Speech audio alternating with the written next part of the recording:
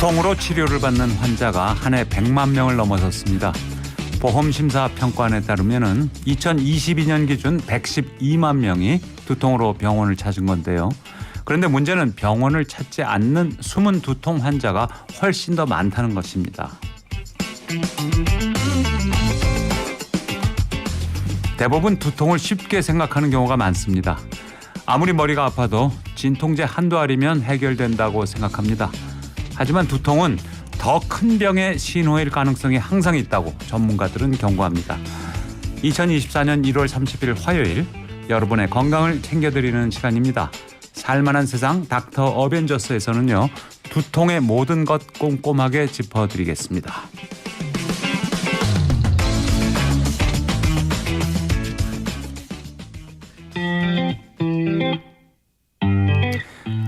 아이유의 블루밍 들으시고요. 살만한 세상 시작하겠습니다. 뭐해라는 두 글자에 네가 보고 싶어 날 속맘을 담아 이모티콘 하나하나 속에 달라지는 내 미묘한 심리를 알까 많이 바쁘지 않아 Nothing 나나 잠들어 있지 않아 insomnia 지금 다른 사람과 함께이지 않아 나도 너를 생각 중 우리의 네모칸 꿈 어디선가락으로 장미꽃을 피워 향기에 취할 것 같아 오직 둘만의 비밀의 정원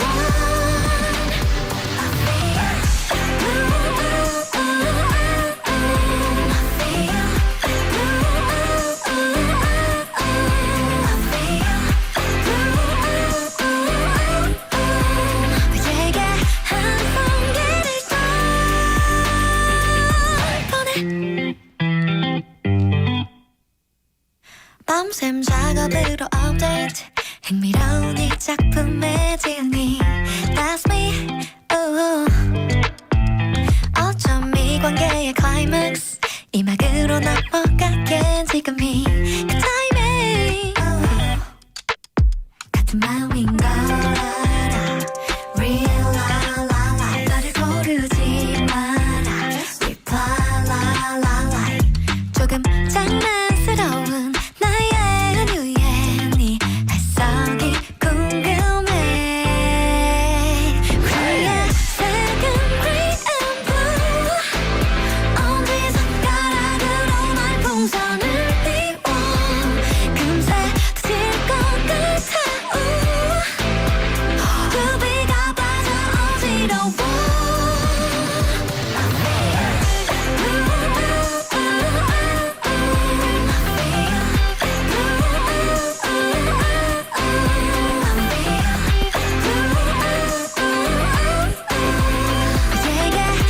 가득히 채워 띄어쓰기 없이 보낼게 사랑인 것 같아 100만 송이 장미꽃을 나랑 피워볼래 꽃잎에 색은 우리만 가는 대로 칠해 시들 때도 예쁘게 우리의 네모칸 꿈 언제선가락으로 장미꽃을 피워 향기에 취할 것 같아 오직 둘만의 비밀의 정원 내게 한 송이를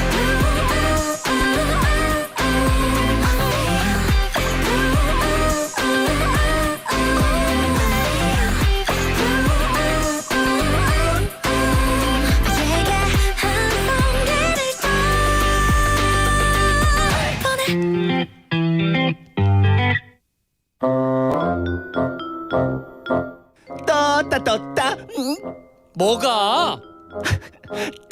떴다 대체 뭐가 떴어? 상암동에 떴다 닥터 어벤져스! 화요일에는 살만한 세상 청취자의 건강을 책임지는 라디오 주치 닥터 어벤져스로 함께합니다. 오늘의 주제는 바로 국민 60% 이상이 1년에 한 번 이상 겪을 정도로 흔한 두통입니다. 두통 때문에 생기는 고민, 궁금증 TBS 앱 또는 50원 유료 문자 샵 0951로 보내주시고요.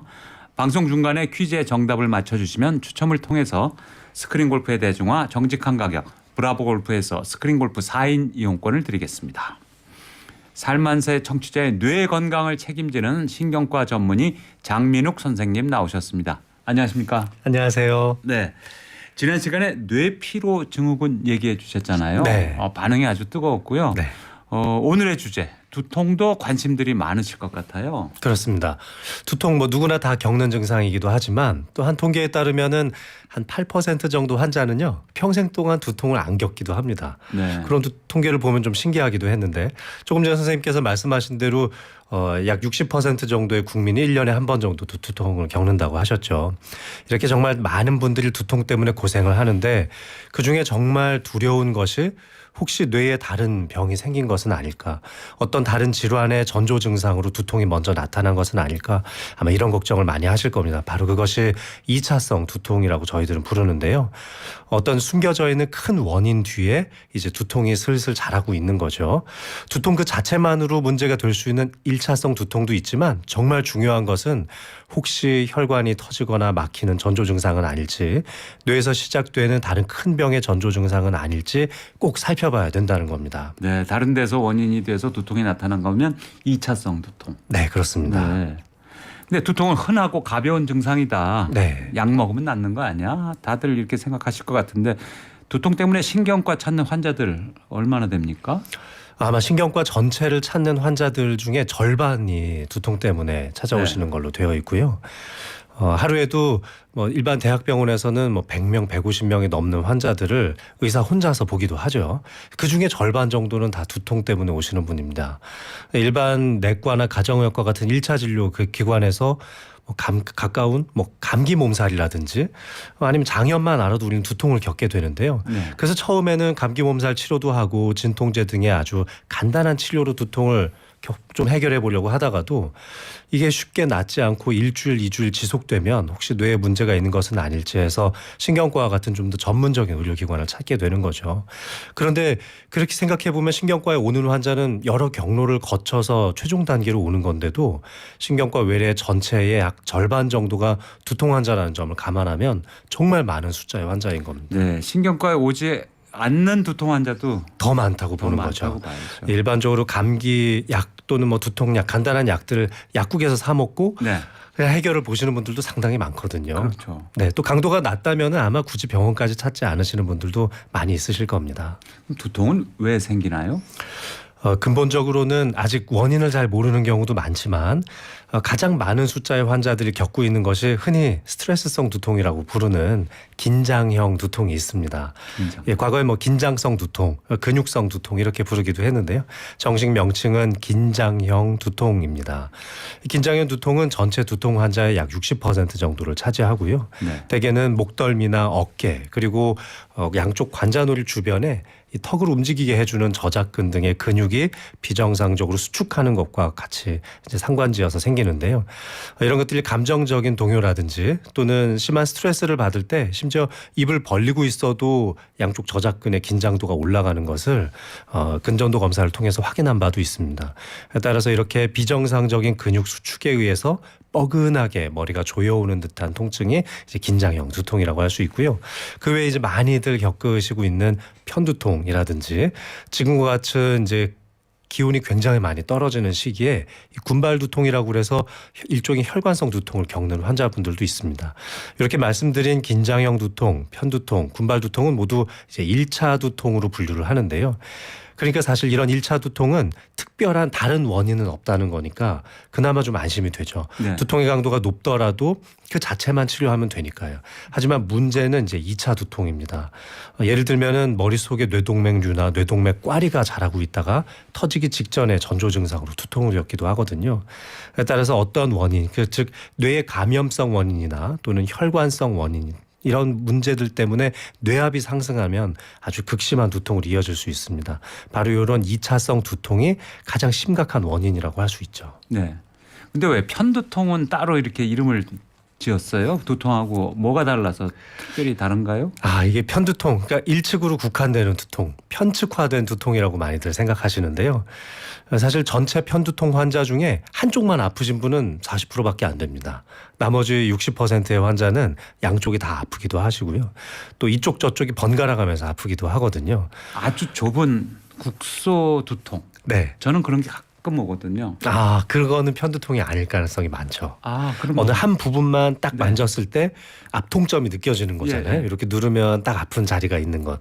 그거는 거기에 통증을 일으킬 수 있는 작은 통증점이 발생한 거고 근육의 문제일 가능성이 높습니다. 편두통은 조금 더 넓은 부위로 퍼져서 아프게 되는데요. 네.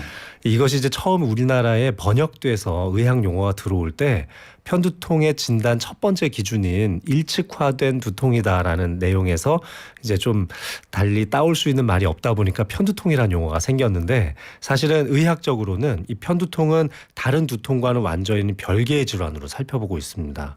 그래서 영어로도 헤드액 그러니까 두통이라는 용어를 잘 안 쓰고 마이그레인이라는 편두통이라는 용어를 쓰거든요. 단어가 완전히 다르죠. 완전히 다르죠. 네. 편두통은 일종의 혈관성 두통의 한 가지 종류인데요. 혈관이 꽉 수축했다가 편안하게 이완될 때 두통이 많이 생깁니다. 네. 술 한 잔 기울이시면은 혈관이 굉장히 많이 확장되고 넓어지잖아요. 그때 편두통 환자들 굉장히 고통을 많이 겪게 되고요. 그리고 커피 드시면은 일시적으로는 혈관이 수축하니까 편두통이 좀 가라앉기도 했다가 카페인 기운이 몸에서 다 빠져나갈 무렵에는 두통이 극심해지기도 합니다. 그래서 편두통 환자들이 급할 때는 커피를 좀 찾지만 평상시에는 커피를 잘 안 드시려고 하죠. 그래서 편두통이란 용어 자체가 가지고 오는 어떤 오해 같은 게 있는데 사실은 한쪽만 아프다고 꼭 편두통은 아니다라는 겁니다. 선생님처럼 어느 한 부분만 아프다고 해서 편두통이라고 부르지는 않고요. 그래서 저희들이 외래에서 제일 먼저 여쭙는 것이 혹시 두통이 찾아올 때 강도가 아주 높은지 그리고 약간 오심과 구토 그러니까 토할 것 같은 느낌이 좀 동반되는지 이런 것들을 먼저 여쭤보는데 이런 오심과 구토가 동반되지 않으면 편두통이 아닐 가능성이 굉장히 높습니다. 네. 그럼 뭔가요 이게? 그러니까 선생님도 아프실 때 막 이렇게 토할 것 같은 느낌이 그런 거 들지는 없어요. 않으시잖아요. 그런 거 없고 네. 막 이게 찌르는 듯이 막 네. 아프고. 네. 그래서 어느 한 부분만 찌르는 것처럼 아플 때는 이제 1차 두통 중에 1차성 찌를 자자를 써서 1차성 자두통이라고도 부르는데요. 사실 이게 저도 두통 생각만 하면 저도 머리가 지끈지끈한데 두통이 국제분류학회에서 분류하는 대로 따르면요. 한 110여 가지 정도로 두통을 분류할 수 있습니다. 네, 그렇군요. 그런 말이죠. 아이고 골치야 하면서 이제 네. 전반적으로 머리가 지끈지끈하다. 네. 그게 이제 근육성 두통이죠. 근육성. 네.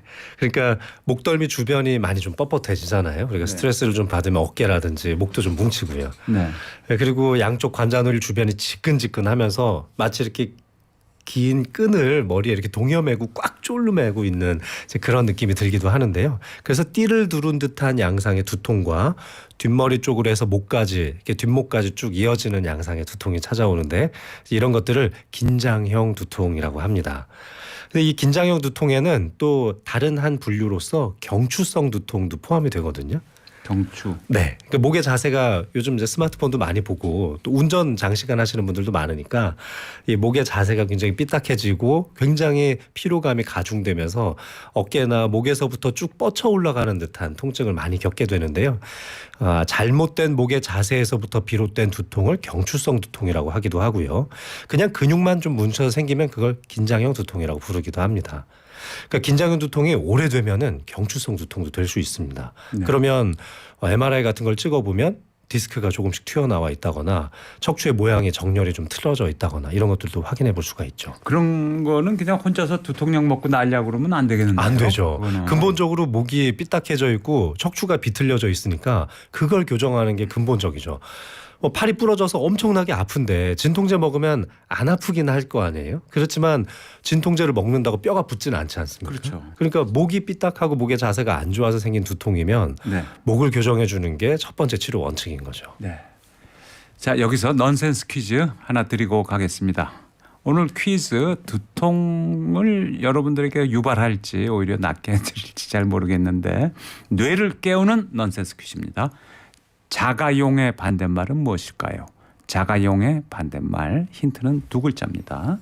TBS 앱 또는 50원 유료 문자 샵 0951로 정답을 보내주시면 추첨을 통해서 선물 보내드리겠습니다. 네. 그러면은 드라마 같은 데서 뭐 사장님 회장님이 뒷목 잡고 이러면서 쓰러지는 거. 네, 와. 그게 다 이제 긴장. 그렇죠.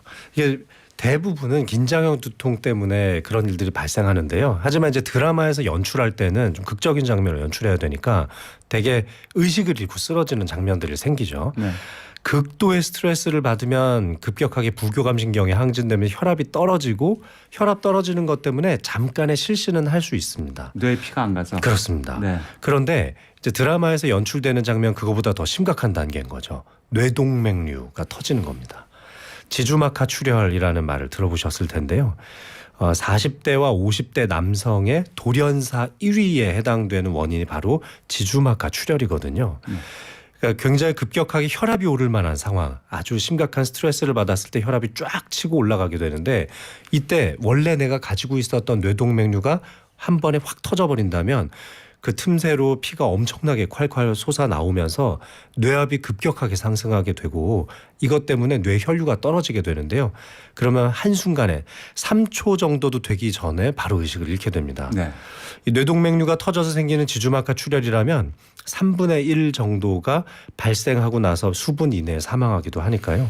엄청나게 심각한 질환이죠.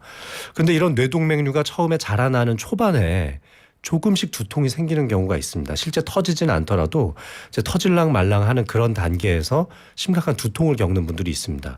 아주 굉장히 정밀하게 촬영해 볼 수 있는 MRI를 찍어보면 정말 한 방울 두 방울 정도의 혈액이 조금씩 스며 나오는 것도 확인한 바가 있었는데요.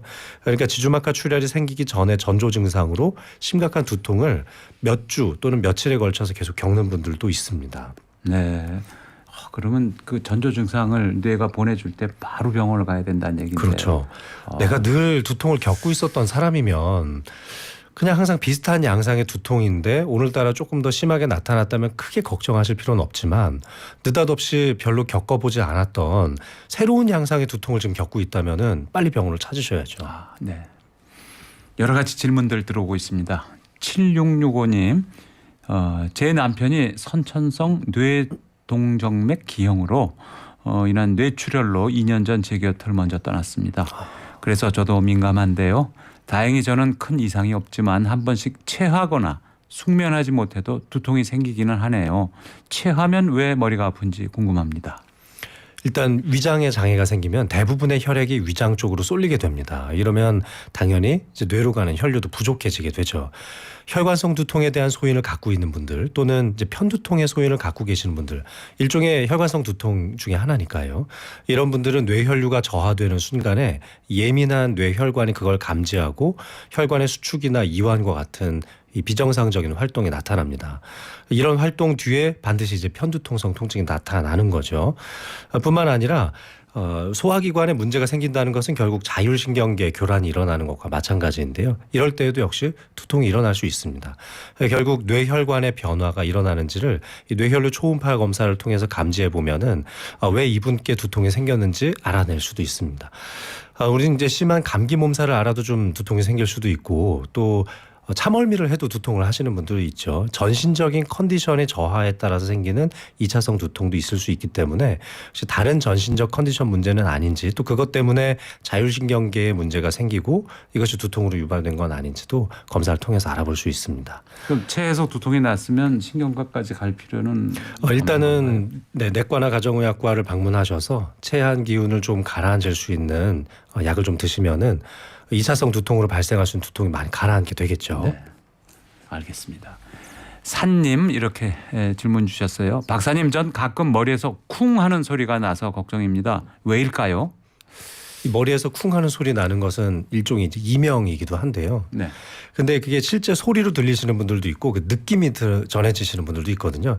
소리가 전해지시는 분들이라면 이명과 관련된 8번 뇌신경 주변에서의 혈관 교차를 의심해 볼 수 있습니다. 그러니까 뇌간이라고 하는 부분, 우리 뇌와 척수를 연결시켜주는 중간 단계인데요. 이 뇌간에서부터 빠져나오는 신경이 12개가 있는데 그중 8번째 신경이 청각신경이거든요. 그런데 이 8번째 신경인 청각신경과 비슷하게 주행을 하고 있는 혈관이 하나 있습니다. 그것을 소뇌동맥이라고 하는데요. 혈압이 갑자기 많이 올라갔을 때 이 손해동맥이 불끈불끈하다가 이 8번 뇌신경을 건드린다면 툭 하고 하는 소리가 들릴 수 있습니다. 이런 이제 박동성의 이명이 들린다거나 한순간에 갑자기 큰 소리처럼 쿵 하는 듯한 소리가 들리면 혹시 이 손해동맥이 조금 옆쪽으로 치면서 8번 뇌신경을 건드린 것은 아닌지 MRI 검사를 통해서 알아보실 수가 있고요. 근데 이런 것들이 잦은 게 아니고 어쩌다 한번 나타나는 현상이라면은 크게 걱정하실 만한 부분은 아닙니다. 네. 아나 1982님, 최근 수영을 배우기 시작했는데 물속에 들어갔다 나오면 굉장히 두통이 와서 어려움을 겪고 있습니다. 평소에는 두통이 그다지 없는데 물속에 들어가면 두통이 생기고 나와서 잠시 기다리면 두통이 조금 완화되길 반복을 합니다. 이렇게 질문 주셨어요. 이 물속에 들어가면 호흡을 좀 참게 되죠. 바로 그것을 이제 발살바라고 저희들 부르는데요. 물속에 들어가서 수영을 해도 잠깐씩은 호흡을 참아내면서 숨을 쉬어야 되는데요. 바로 이럴 때 폐에 있는 흉곽의 압력이 증가하게 됩니다. 그러면 따라서 뇌의 압력도 증가하게 되거든요. 우리가 숨을 크게 들이쉬어서 끙 하면서 참고 있거나 또는 화장실에서 이제 큰 용변을 볼 때에도 뇌압이 상승할 수 있는데 이렇게 뇌압이 상승하면서 자연스럽게 두통이 생기기도 합니다. 그런데 나는 늘 수영을 하던 사람인데 수영 평상시 할 때는 그런 게 없었는데 요즘 들어서 유난히 그런 걸 겪고 있다면 뇌압이 상승할 만한 다른 원인이 발생하는 것은 아닌지 나의 기본적인 혈압이 상승하고 있는 것은 아닌지 또 뇌혈류 안에서도 뇌압을 측정할 수 있기 때문에 이런 걸 검사를 통해서 한번 알아볼 필요가 있고요. 그리고 또 잠수를 하시는 분들도 있는데 이 잠수를 하게 되면 수압이 느껴지면서 고막 안쪽으로 압력이 강하게 전달되는데요. 이런 강한 압력이 결국 이 뇌 쪽의 압력과도 조금 관련이 있습니다. 이 부비동 주변에서의 압력이 상승하면 부비동 주변에 있는 통각 센서가 상당히 예민해지면서 통증처럼 느껴지고 이것이 두통으로 인식되는 경우도 많이 있거든요. 네. 축농증 심하게 겪어보신 분들 아마 두통 겪으신 분들 많이 있으실 텐데요. 비슷한 원리라고 생각하시면 됩니다. 네. 그런데 이제 물에 들어간다고 다들 두통을 겪는 건 아니니까. 맞습니다. 그게 자주 그렇게 되면 병원을 한번 가보셔야 되겠네요. 그렇습니다. 네. 자, 그러면 말이죠. 어깨 뭐 트럭이 하나 앉아 있는 거. 네. 몸이 한 마리 앉아 있는 것처럼 네. 뭐 무겁고 머리가 천근만근 무겁다. 네. 이런 경우 있잖아요. 네, 그렇죠. 이것도 두통의 일종. 그래서 이런 분들한테 그냥 하루 종일 어깨에 힘이 잔뜩 들어가 있는 분들이 있거든요. 어깨에 힘을 빼라고 옆에서 계속 조언을 드려도 쉽게 빠지지가 않는 거예요. 그래서 어깨에 힘 빼는 연습을 병원에서 시켜드리기도 하는데요. 어깨 쪽에다가 얼마나 힘을 주고 있는지 그래프로 보여줄 수 있는 이 근전도 검사법이 있거든요. 그래서 이렇게 바늘이나 뭐 쭉 붙일 수 있는 장비들을 이용해서 보십시오. 환자분의 이 어깨 쪽 근육이 이렇게까지 긴장이 돼 있습니다. 그러면 쫙 어깨를 내리면서 고개를 뒤쪽으로 살짝 젖히는 방식으로 어깨 쪽 힘을 풀어보는 연습을 시키는데요. 네. 그렇게 해보면 확실히 이 고만말이 얹고 있는 증상들이 많이 개선되기도 합니다. 근데 직업적으로 하루 종일 운전을 하셔야 되는 분들이라든지 팔을 많이 써야 되는 또는 데스크 앞에 앉아서 계속 모니터를 보면서 일을 하셔야 되는 사무직종 군대에 계신 분들은 만성적으로 어깨 통증이 있을 수밖에 없는데요. 사실 이럴 때는 혼자만의 힘으로는 좀 어렵고 뭐 저는 한 달에 한 번 정도 뭐 마사지를 좀 받아보는 것도 좋을 것 같고 반신욕도 정말 좋고요. 그리고 또 이런 노력으로도 잘 안 된다면은 저희 같은 전문가들에게 조언을 좀 받으셔야죠. 네. 아주 간단한 약만으로도 어깨 쪽에 있는 무거운 느낌을 많이 가라앉힐 수 있는 방법도 있습니다. 네. 마사지로도 좀 도움을 받겠군요. 네. 그 술 마신 다음 날 머리 아픈 거는 어디에 해당됩니까? 이게 술을 이제 얼마나 많이 마셨느냐에 따라서 좀 다를 것 같은데요. 내가 감당해낼 수 있는 그러니까 내 간이 분해해낼 수 있는 양을 넘어서서 많이 드시게 되면 네. 아세트알데히드라고 하는 알코올 분해 1차 분해 산물이 나오게 되는데 이 아세트알데히드가 대단히 큰 통증 유발을 합니다. 네. 이것이 이제 뇌 독소로도 작용할 수 있고요. 그래서 이 아세트알데히드 때문에 알코올에 의한 독성 물질 때문에 두통을 겪게 되기도 하는데요. 그런데 그렇게까지 많이 안 마셨는데도 두통을 겪는 분들이 있죠. 이런 경우는 혈관의 수축과 이완 때문에 생기는 겁니다. 한두 잔만 마셔도 바로 두통을 겪는 분들도 있습니다. 이런 경우는 아예 간에서의 아세트알데히드 분해 효소가 없기 때문인데요. 알코올을 마시게 되면 알코올이 1차적 분해가 되면서 아세트알데히드가 되는데 이것이 몸에 축적되는 시간이 길어지면 심각한 두통을 겪게 되거든요. 그런데 한국 사람 중에 또 유난히 얼굴이 빨개지시는 분들 비율이 굉장히 높습니다. 이 유난히 얼굴이 빨개지는 분들이 아세트알데히드 분해 효소가 적은 분들인데요. 이런 분들은 술 마시고 나면은 극심한 두통을 겪을 수 있기 때문에 음주하시는 건 좀 조심하셔야겠죠. 네. 조금만 마셔도 아프다면은 편두통성 통증의 특징을 가지신 분들이 많고 또 50대 이후에 나는 원래는 술 마실 때 크게 두통을 겪지 않았었는데 50대 넘어서부터 혈압도 조금씩 오르는데 술 마시고 나서 꼭 두통을 심하게 겪고 계신다면 혹시 뇌혈관에 압력이 강하게 느껴지는 뇌혈관에 문제가 생기는 건 아닌지 꼭 점검을 해보셔야 됩니다. 네, 알겠습니다. 자, 오늘의 넌센스 퀴즈 다시 한번 알려드리겠습니다. 자가용의 반대말은 무엇일까요? 두 글자입니다. 자가용의 반대말. 자, 여기서 이지연의 바람아 멈춰다오 노래 들으시고요. 저희는 2부에서 다시 찾아뵙겠습니다. 지금 시각 11시 26분입니다.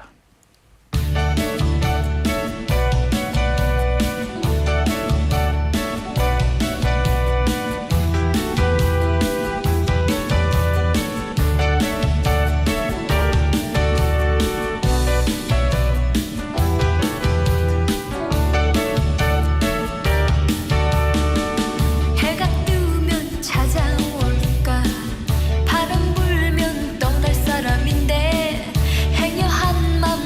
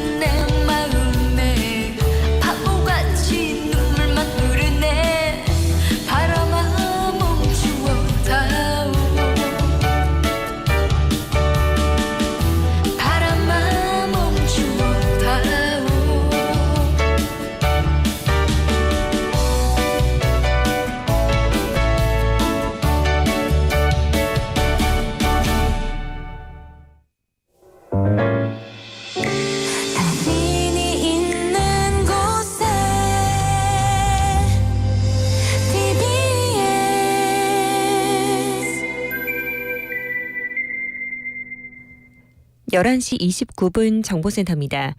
올림픽대로 공사 때문에 교통이 통제된 곳 있습니다. 오늘 오전 10시부터 이 공사가 시작됐는데요. 이 공사는 2월 4일까지 계속됩니다. 현재 올림픽대로 하남 방면 가양대교에서 월드컵대교 사이 중간 지점 편도 4개 차로 중에 2개 차로가 공사로 통제가 되고 있습니다. 뒤쪽으로는 행주대교 부근부터 월드컵대교까지 시속 30km 미만으로 정체되고 있습니다. 이후로는 여의 상류 부근에서 반포대교까지 밀리고요. 반대 공항 쪽으로는 잠실철교 부근에서 동작대교까지 더디게 지나고 있습니다. 동부간선도로 의정부 방면 수락 방음터널 양방면 3차로에서 공사를 하고 있습니다. 이 공사 때문에 현재 월계 1교에서 수락 방음터널까지는 쭉 정체가 되고 있고요. 반대 성수 분기점 방면으로 현재 월계 1교부터 장안교까지 정체인데요. 장안교 부근 3차로 사고 나면서 처리하고 있습니다. 강변북로 구리 쪽으로는 행주대교 부근에서 반포대교까지 아직까지는 길게 정체가 남아 있습니다.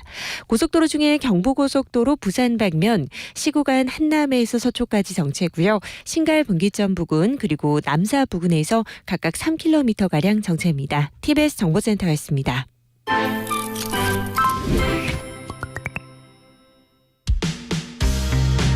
잠시 뒤 TBS 고품격 교양 프로그램 살만한 세상 서주원입니다. 2부가 시작됩니다.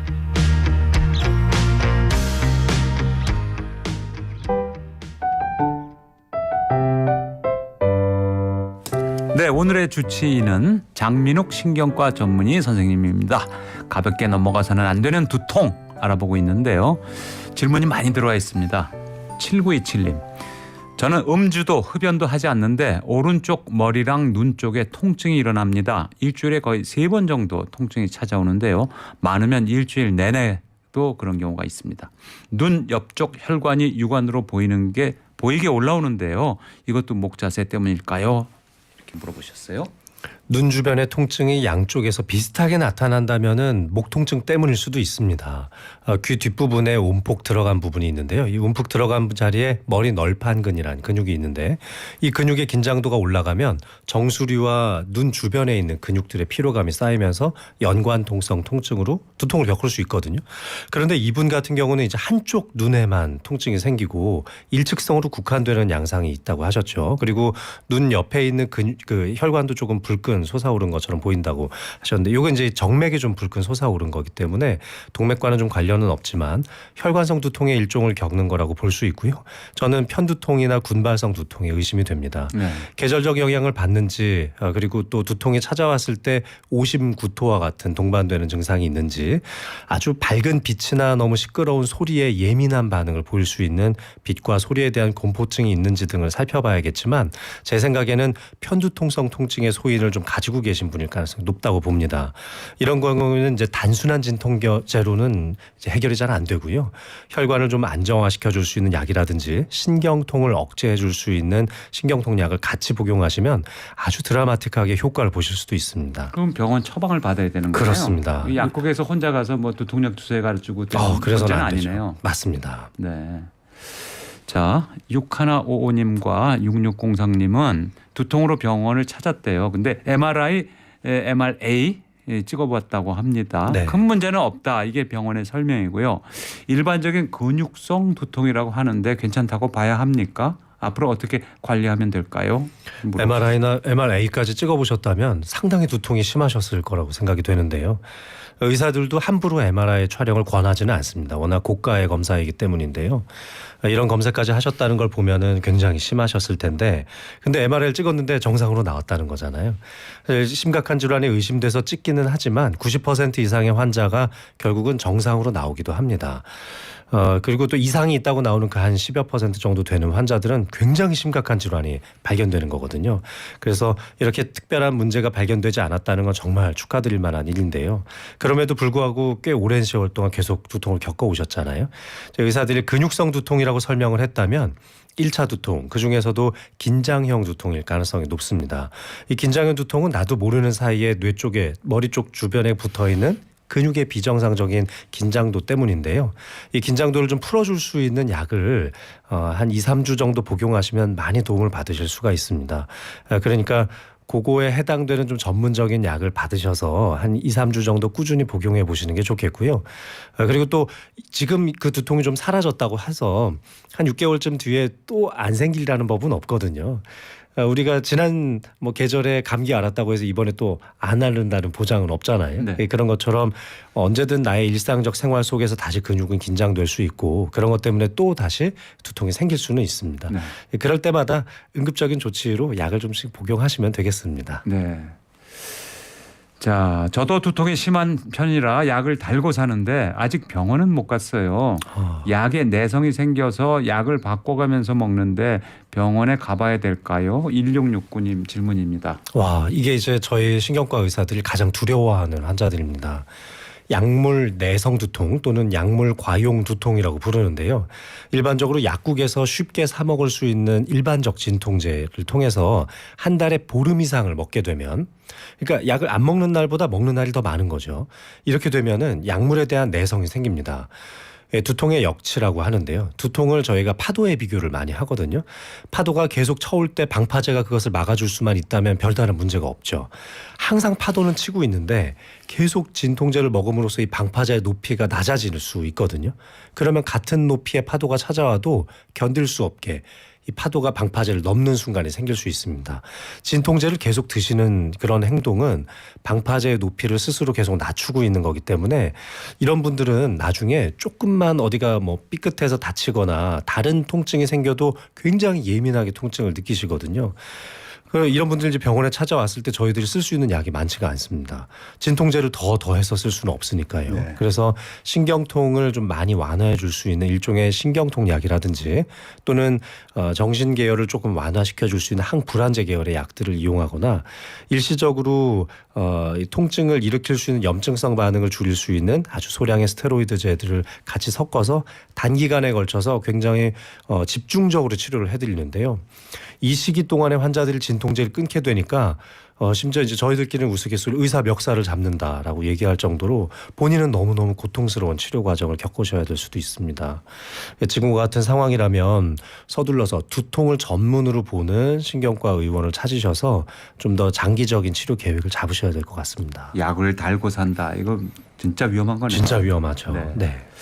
자, 1961님. 저는 평상시 긴장하거나 날씨가 추울 때 머리가 아프고 외출할 때면 갑자기 머리가 쑤시고 아파요. 왜 그럴까요? 긴장하게 되는 거죠. 날씨가 추우면 움츠러들게 되니까 목이라든지 어깨 쪽 근육이 많이 수축을 하게 되는 거죠. 사실 이런 분들이야말로 어깨를 조금 더 낮추고 고개를 좀 뒤쪽으로 제껴주는 이런 종류의 근육 이완 운동요법을 평소에 좀 많이 하실 필요가 있겠고요. 만성적으로 요통을 겪는 분들도 또 경추통을 함께 겪고 있기 때문에 허리 쪽 질환을 함께 앓고 계실 가능성도 높습니다. 허리라든지 등 쪽 근육을 강화시켜 줄 수 있는 운동, 대부분은 엎드려서 하는 운동들인데요. 이런 운동들을 평소에 좀 많이 해주시고 그리고 반신욕과 같이 근육을 쫙 풀어줄 수 있는 이완적 치료를 집에서 같이 병행하시면 쉽게 예방하실 수 있습니다. 네. 8141님. 5, 6년 전부터 편두통으로 고생하고 있는데요. 약을 먹으면 괜찮아서 버티고 있습니다. 어떻게 극복해야 할까요? 편두통은 크게 세 가지의 치료 원칙으로 나눠볼 수가 있습니다. 너무 자주 생기거나 한번 생겼을 때 견디기 힘든 수준의 강한 통증이 생긴다면 아예 예방적 차원으로 매일 먹는 약을 복용하기도 합니다.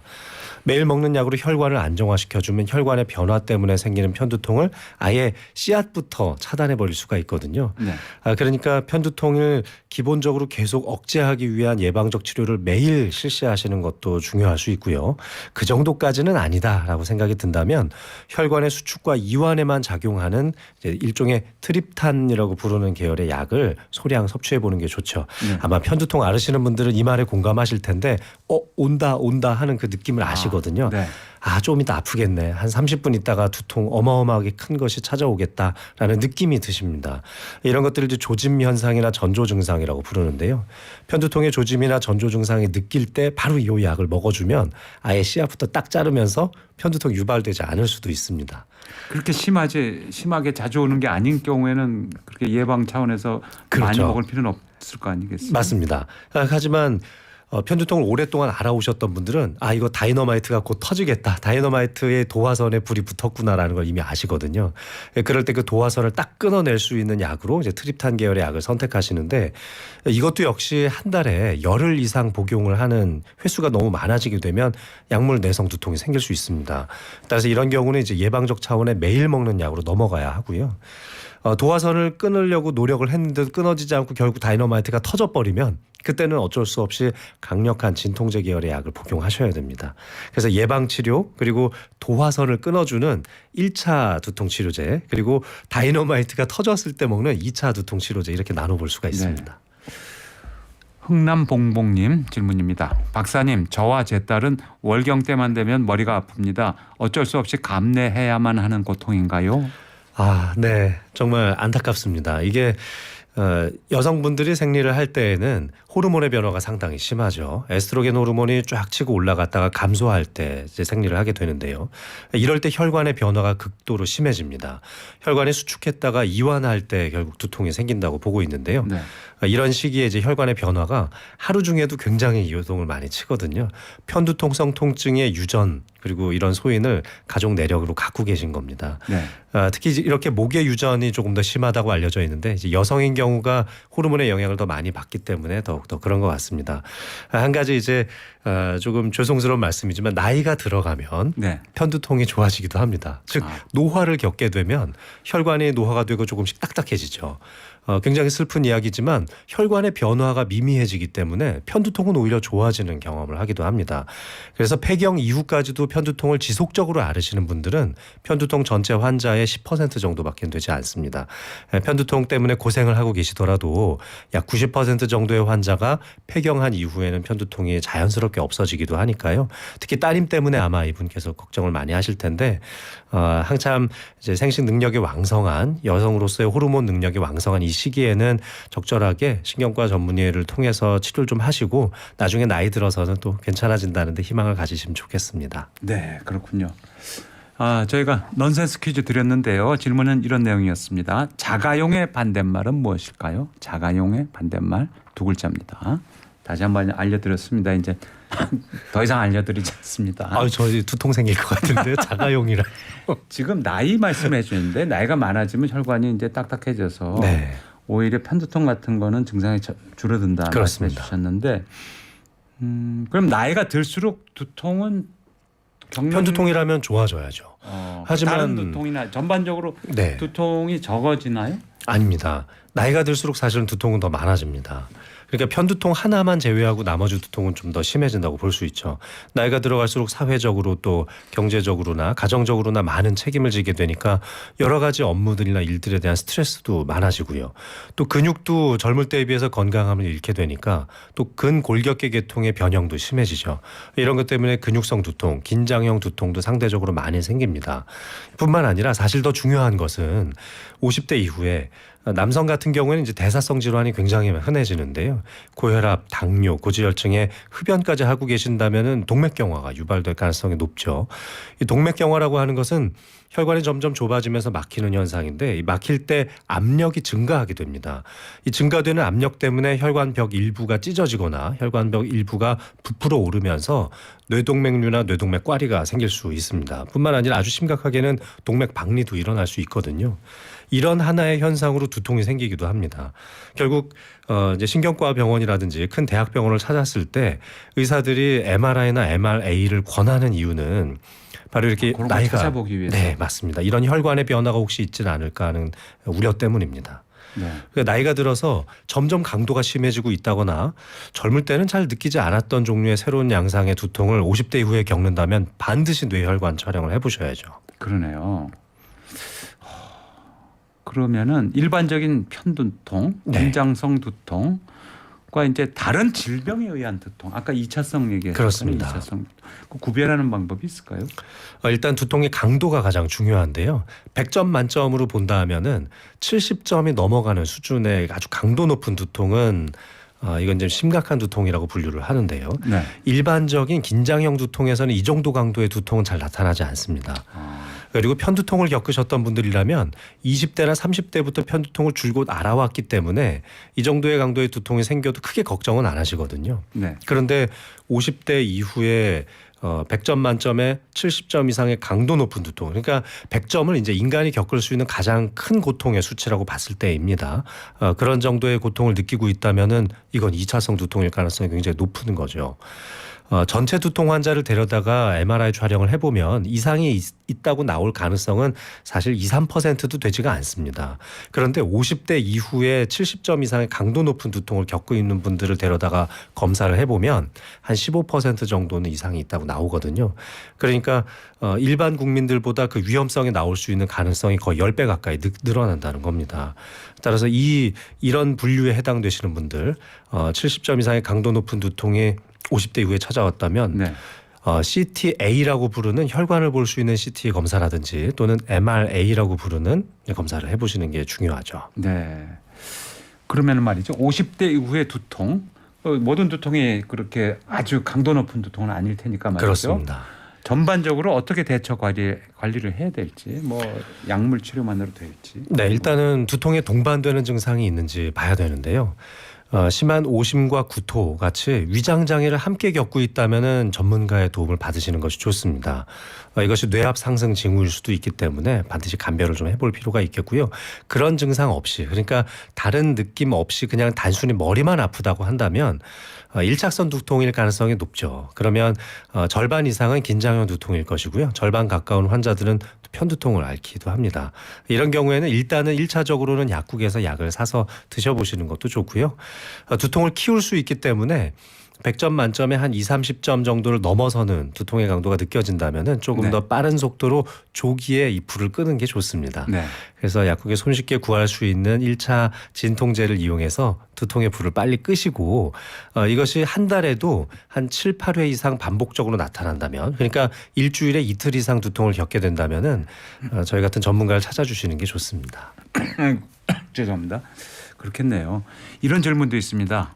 저는 머리가 아플 때마다 심하게 어지럽고 눈도 너무 아픈데요. 왜 그런 건가요? 어지러우며 이 어지러움이 동반되는 두통은 어지러움성 편두통이라는 진단명이 따로 있습니다. 실제로 아주 빙글빙글 도는 것 같은 극심한 어지러움증을 겪는 분들이 많거든요. 편두통이 찾아오기 직전에 전조 증상으로 어지러움증을 겪는 분도 있고 또 동반되는 증상으로 어지러움증을 겪기도 합니다. 그래서 이걸 이제 전정신경성 편두통 이렇게 부르는 이제 정신 명칭이 있습니다. 따라서 이런 분들은 편두통에 대한 예방 치료를 하시면 이 어지러움성 편두통, 전정신경성 편두통 충분히 잡으실 수 있을 것 같습니다. 네. 그리고 이제 나이 먹으면 두통 오고 이러면 뇌졸중 걱정들을 하잖아요. 그렇습니다. 이거는 좀 뇌졸중의 신호가 될 수 있다. 조심해라. 그럴 정도의 두통은 어떤 게 있나요? 아주 소량의 뇌출혈이 발생하는 신호로 두통을 겪게 되시는 분들이 많은데요. 신경학적 증상이 거의 대부분은 조금씩 동반이 됩니다. 예를 들면은 한쪽 팔다리에 힘이 조금 빠지는 거죠. 극심한 두통과 함께 오른쪽 손가락에 힘이 살짝 빠졌다가 다시 돌아왔다면 뇌졸중의 전조 증상일 수 있는 겁니다. 또는 말이 좀 어눌해지는 구음장애, 언어장애가 나타나는 것도 뇌졸중의 전조이고요. 얼굴이 한쪽 방향으로 틀어지는 안면장애, 안면마비가 찾아와도 뇌졸중의 전조 증상이라고 볼 수 있습니다. 따라서 동반되는 증상으로 편측마비, 언어마비, 또 안면마비와 같은 이런 3대 마비 증상이 조금이라도 생겼다가 다시 좋아지는 양상이라면 서둘러서 병원을 찾으셔야 되죠. 네. 이것이 이제 뇌졸중의 전조 증상입니다. 그렇군요. 조심해야 되겠습니다. 지금 시각 11시 48분입니다. 교통정보 듣고 돌아오겠습니다. 당신이 있는 곳에 TBS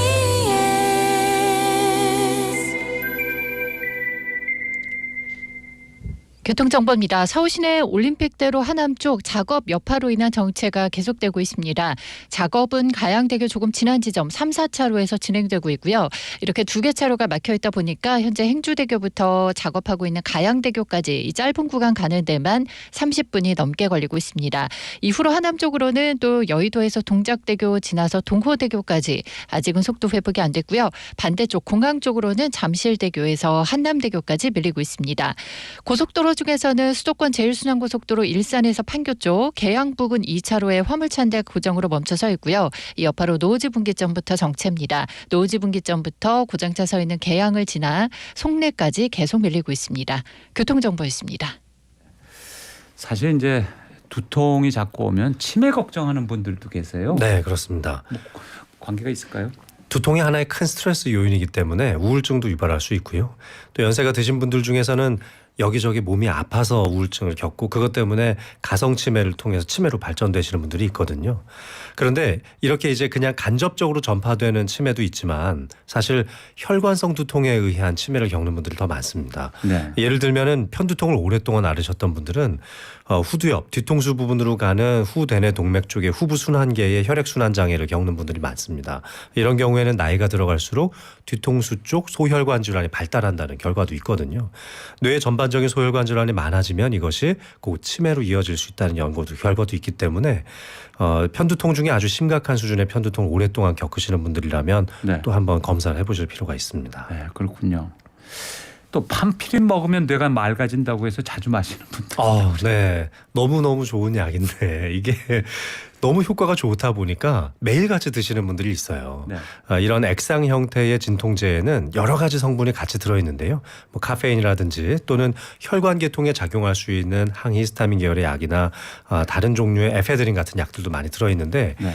이렇게 굉장히 효과가 좋은 약, 복합 진통제라고 분류할 수 있는 약들을 한 달에 10번 이상 복용하시는 분들이면 약물 과형 두통이 생길 수 있으니까 당장 중단을 하셔야 됩니다.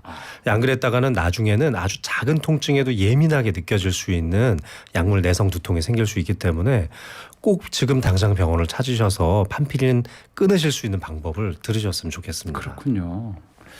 네, 문자들 많이 보내주고 계십니다. 0937님, 장민욱 선생님 정말 대단하시네요. 즉답에 감사합니다. 제목 그대로 살만한 세상을 듣는 듯합니다. 건강백세예요. 말 그대로 모든 두통은 스트레스에서 온다는데 건강들 하세요. 이렇게 해주셨고요. 고맙습니다. 3738님. 우리가 살아가면서 여러 가지 이유로 두통이 생기는 경우가 많은데 선생님의 이해되는 설명 상담에 너무너무 감사합니다. 이렇게 보내주셨습니다. 그런 말이죠. 자, 여러 가지 설명해 주셨는데 일상생활에서 두통을 잘 관리하는 방법 마무리로 좀 설명해 주시죠. 네. 전체 국민의 약 95%가 일생 중 한 번은 두통을 겪게 되는데요. 대부분은 그중 60% 정도가 근육 긴장형 두통이니까요. 평상시에 어깨를 좀 뒤쪽으로 제쳐주는 견갑골을 뒤쪽으로 쭉 모아주면서 어깨의 위치를 낮추면 자세를 많이 좀 하셨으면 좋겠고요. 운전하실 때에도 잠깐 신호에 걸리면 어깨를 좀 뒤쪽으로 쭉 제껴주는 방식의 스트레칭을 많이 하셨으면 좋겠습니다. 네. 오늘의 꿀팁입니다. 네, 감사합니다. 네, 선생님 오늘 말씀 잘 들었습니다. 고맙습니다. 고맙습니다. 아까 답 잘 모르시겠다고 그랬죠? 네. 자가용의 반대말은 무엇일까요? 오늘의 퀴즈 정답은 커용이었습니다. 자가용 아니고 커용이 반대말입니다. 네, 선물 받으실 분은 당첨되신 6285님 축하드립니다. 네, 화이팅 힘내세요 TBS 이렇게 해주셨습니다. 감사합니다. 네, 그러면 박효신이 부르는 그날 들으시면서 오늘 방송 여기서 마치겠습니다.